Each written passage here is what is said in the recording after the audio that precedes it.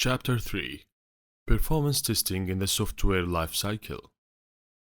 3.1 Principal Performance Testing Activities. Performance testing is iterative in nature.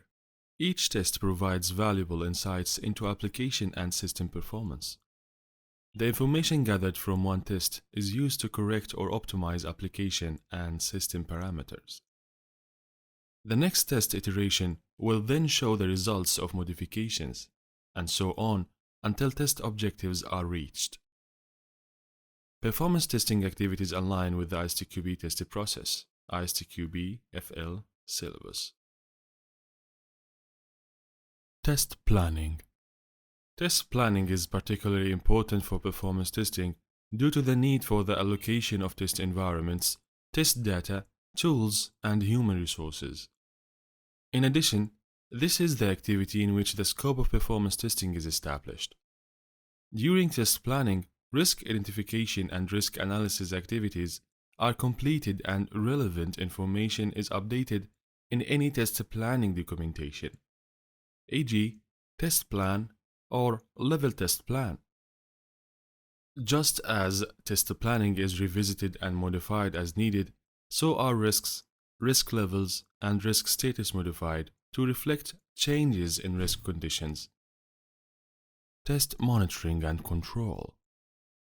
Control measures are defined to provide action plans should issues be encountered which might impact performance efficiency, such as increasing the load generation capacity if the infrastructure does not generate the desired loads as planned for particular performance tests. Changed, new, or replaced hardware. Changes to network components. Changes to software implementation. The performance test objectives are evaluated to check for exit criteria achievement. Test analysis. Effective performance tests are based on an analysis of performance requirements, test objectives, service level agreements (SLA), IT architecture, process models, and other items that comprise the test bases. This activity may be supported by modeling and analysis of system resource requirements and/or behavior using spreadsheets or capacity planning tools. Specific test conditions are identified such as load levels, timing conditions, and transactions to be tested.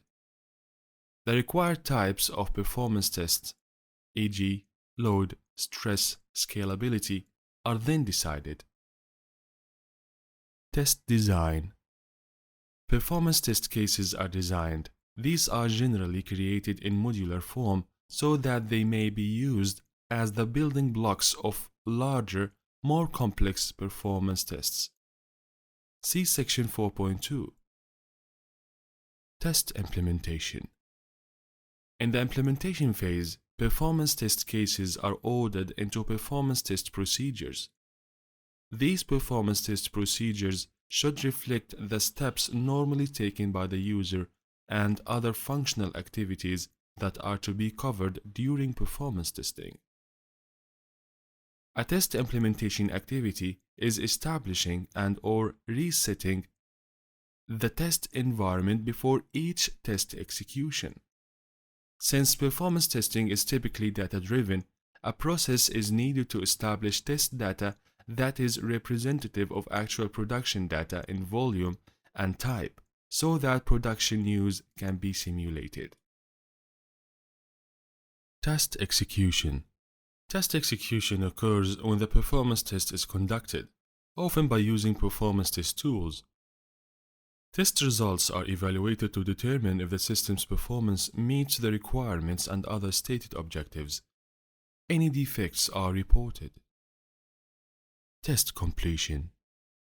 Performance test results are provided to the stakeholders, e.g., architects, managers, product owners, in a test summary report. The results are expressed through metrics which are often aggregated to simplify the meaning of the test results. Visual means of reporting, such as dashboards, are often used to express performance test results in ways that are easier to understand than text-based metrics. Performance testing is often considered to be an ongoing activity in that it is performed at multiple times and at all test levels: component integration, system integration, and acceptance testing. At the close of a defined period of performance testing, a point of test closure may be reached where design tests, test tool assets, test cases and test procedures, test data, and other testware are archived or passed on to other testers for later use during system maintenance activities. 3.2 Categories of performance risks for different architectures. As mentioned previously, application or system performance varies considerably based on the architecture, application, and host environment. While it is not possible to provide a complete list of performance risks for all systems, the list below includes some typical types of risks associated with particular architectures. Single computer systems. These are systems or applications that runs entirely on one non-virtualized computer. Performance can degrade due to excessive resource consumption, including memory leaks, background activities such as security software, slow storage subsystems, e.g., low-speed external devices or disk fragmentation, and operating system mismanagement. Inefficient implementation of algorithms which do not make use of available resources, e.g., main memory, and as a result execute slower than required. Multi-tier systems. These are systems of systems that run on multiple servers, each of which performs a specific set of tasks, such as database server, application server, and presentation server. Each server is, of course, a computer and subject to the risks given earlier. In addition, performance can degrade due to poor or non-scalable database design, network bottlenecks, and inadequate bandwidth or capacity on any single server. Distributed systems. These are systems of systems similar to multi-tier architecture, but the various servers may change dynamically, such as an e-commerce system that accesses different inventory databases depending on the geographic location of the person placing the order. In addition to the risks associated with multi-tier architectures, this architecture can experience performance problems due to critical workflows or data flows to, from, or through unreliable or unpredictable remote servers, especially when such servers suffer periodic connection problems or intermittent periods of intense load. Virtualized systems. These are systems where the physical hardware hosts multiple virtual computers. These virtual machines may host single computer systems and applications as well as servers that are part of a multi-tier or distributed architecture. Performance risks that arise specifically from virtualization include excessive load on the hardware across all the virtual machines or improper configuration of the host virtual machine resulting in inadequate resources. Dynamic or cloud-based systems. These are systems that offer the ability to scale on demand, increasing capacity as the level of load increases. These systems are typically distributed and virtualized multi-tier systems, albeit with self-scaling features designed specifically to mitigate some of the performance risks associated with those architectures. However, there are risks associated with failures to properly configure these features during initial setup or subsequent updates. Client-server systems. These are systems running on a client that communicate via a user interface with a single server, multi-tier server, or distributed server. Since there is code running on the client, the single computer risks apply to that code. while the server-side issues mentioned above apply as well. Further performance risks exist due to the connection speed and reliability issues, network congestion at the client connection point, e.g. public Wi-Fi, and potential problems due to firewalls, packet inspection, and server load balancing. Mobile applications. These are applications running on a smartphone, tablet, or other mobile device. Such applications are subject to the risks mentioned for client-server and browser-based web apps applications. In addition, performance issues can arise due to the limited and variable resources and connectivity available on the mobile device, which can be affected by location, battery life, charge state, available memory on the device, and temperature. For those applications that use device sensors or radios such as accelerometers or Bluetooth, slow data flows from those sources could create problems. Finally, mobile applications often have heavy interactions with other local mobile apps and remote web services, any of which can potentially become a performance efficiency bottleneck. Embedded real-time systems. These are systems that work within or even control everyday things such as cars, e.g. entertainment systems and intelligent braking systems, elevators, traffic signals, heating, ventilation and air conditioning, HVAC systems, and more. These systems often have many of the risks of mobile devices, including increasingly connectivity-related issues since these devices are connected to the internet. However, the diminished performance of a mobile video game is usually not a safety hazard for the user. While such slowdowns in a vehicle braking system could prove catastrophic. Mainframe applications. These are applications, in many cases decades-old applications, supporting often mission-critical business functions in a data center, sometimes via batch processing. Most are quite predictable and fast when used as originally designed, but many of these are now accessible via APIs, web services, or through their database, which can result in unexpected loads that affect throughput of established applications. Note that any particular application or system may incorporate two or more of the architectures listed above, which means that all relevant risks will apply to that application or system. In fact, given the Internet of Things and the explosion of mobile applications, two areas where extreme levels of interaction and connection is the rule. It is possible that all architectures are present in some form in an application, and thus all risks can apply. While architecture is clearly an important technical decision with a profound impact on performance risks, other technical decisions also influence and create risks.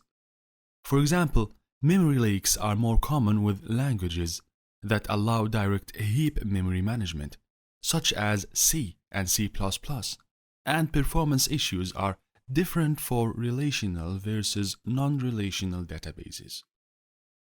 Such decisions extend all the way down to the design of individual functions or methods, e.g., the choice of a recursive as opposed to an iterative algorithm.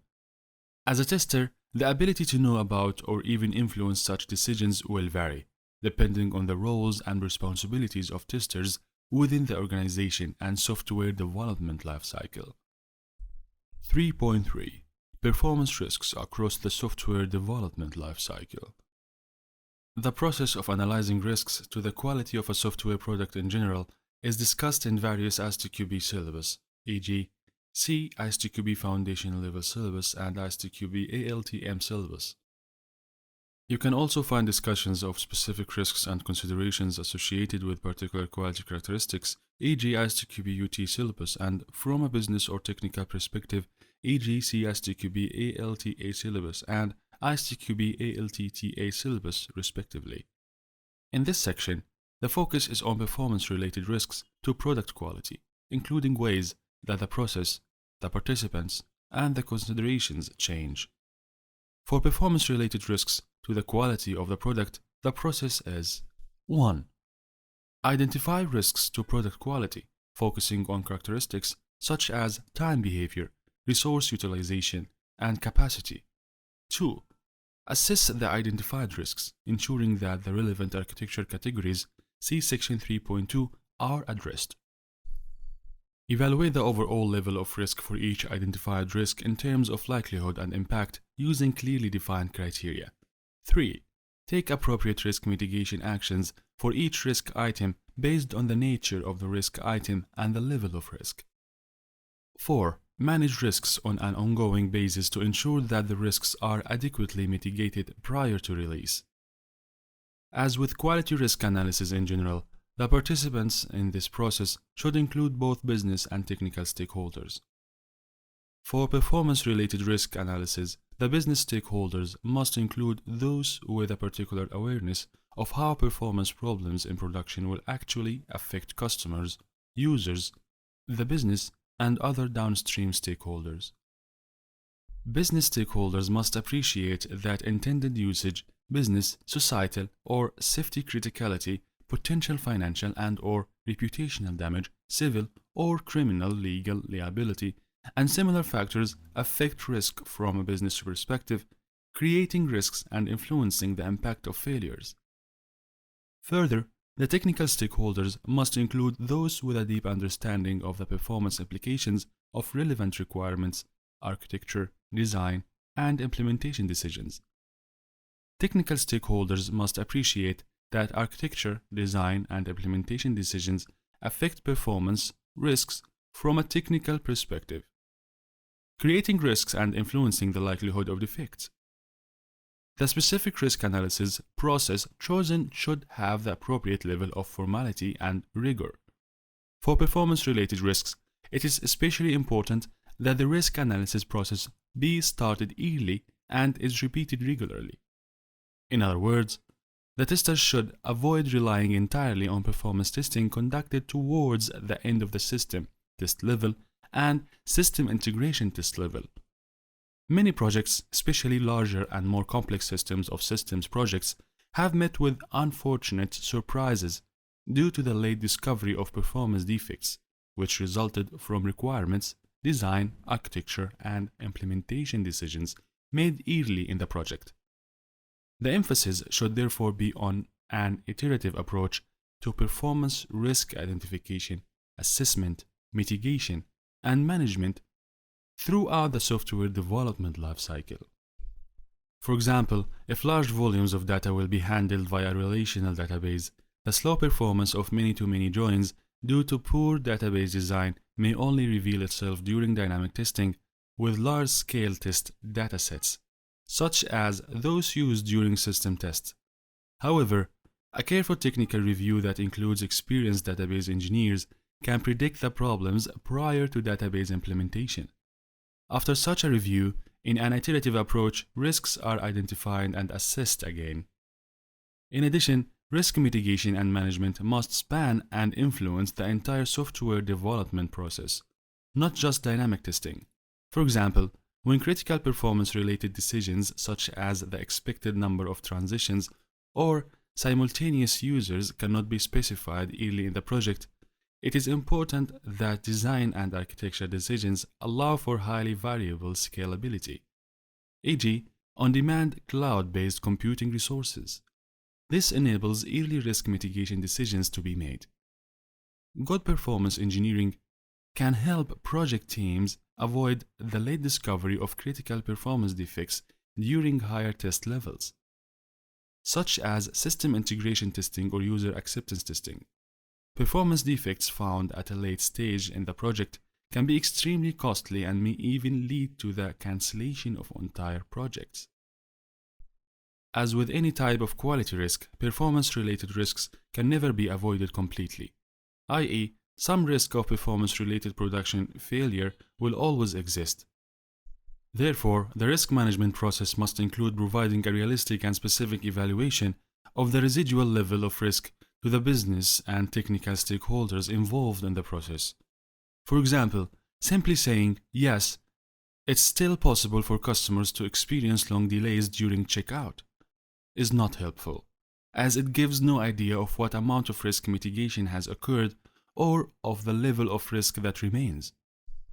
Instead, providing clear insight into the percentage of customers likely to experience delays equal to or exceeding certain threshold will help people understand the status.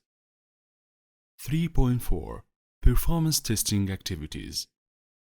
Performance testing activities will be organized and performed differently, depending on the type of software development lifecycle in use. Sequential development models. The ideal practice of performance testing in sequential development models is to include performance criteria as a part of the acceptance criteria, which are defined at the outset of a project. Reinforcing the lifecycle view of testing, performance testing activities should be conducted throughout the software development lifecycle. As the project progresses, each successive performance test activity should be based on items defined in the prior activities as shown below. Concept: verify that system performance goals are defined as acceptance criteria for the project. Requirements: verify that performance requirements are defined and represent stakeholder needs correctly. Analysis and design: verify that the system design reflects the performance requirements. Coding or implementation: verify that the code is efficient and reflects the requirements and design in terms of performance. Component testing: conduct component-level performance testing.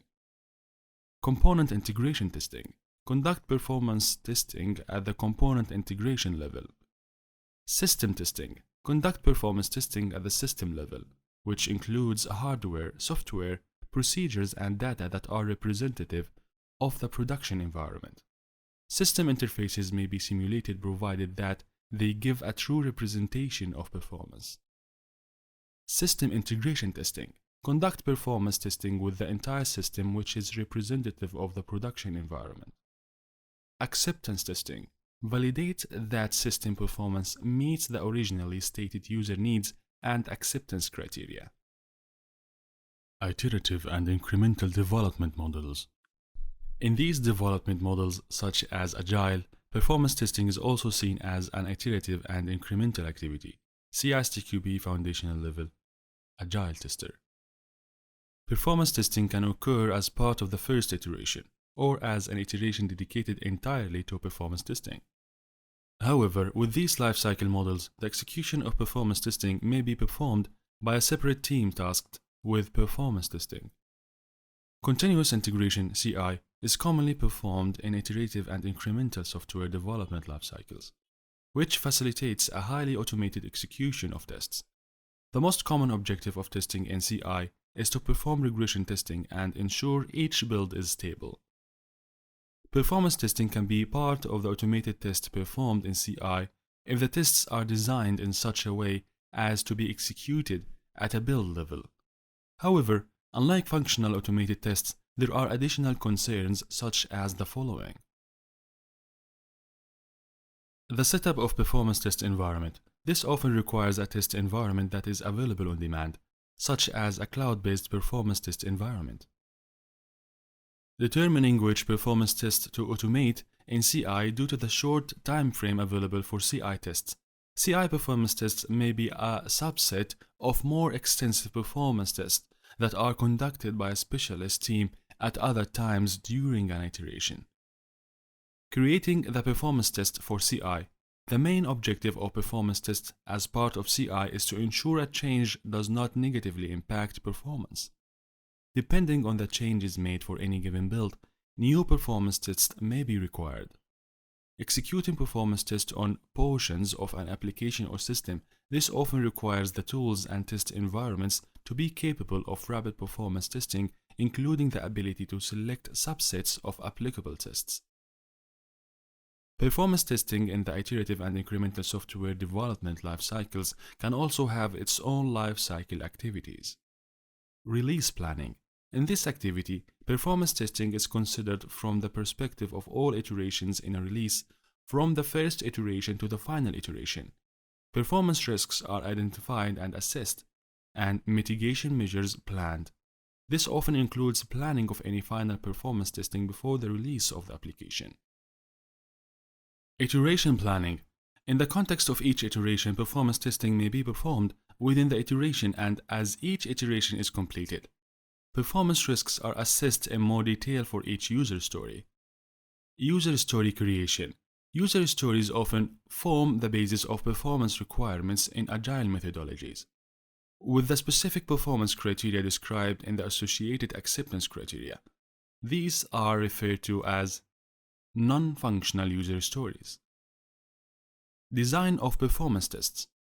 Performance requirements and criteria which are described in particular user stories are used for the design of tests. See section 4.2. Coding or implementation. During coding, performance testing may be performed at a component level. An example of this would be the tuning of algorithms for optimum performance efficiency. Testing or evaluation. While testing is typically performed in close proximity to development activities, performance testing may be performed as a separate activity, depending on the scope and objectives of performance testing during the iteration. For example, if the goal of performance testing is to test the performance of the iteration as a completed set of user stories, a wider scope of performance testing will be needed than that seen in performance testing a single user story. This may be scheduled in a dedicated iteration for performance testing. Delivery. Since delivery will introduce the application to the production environment, performance will need to be monitored to determine if the application achieves the desired levels of performance in actual usage. Commercial off-the-shelf, COTS, and other suppliers, acquirer models. Many organizations do not develop applications and systems themselves, but instead are in the position of acquiring software from vendor sources or from open-source projects. In such supplier-acquirer models, performance is an important consideration that requires testing from both the supplier, vendor or developer, and acquirer, customer perspectives. Regardless of the source of the application, it is often the responsibility of the customer to validate that the performance meets their requirements. In the case of customized vendor-developed software, performance requirements and associated acceptance criteria, which should be specified as part of the contract between the vendor and customer. In the case of COTS applications, the customer has sole responsibility to test the performance of the product in a realistic test environment prior to deployment. Chapter 3 ends.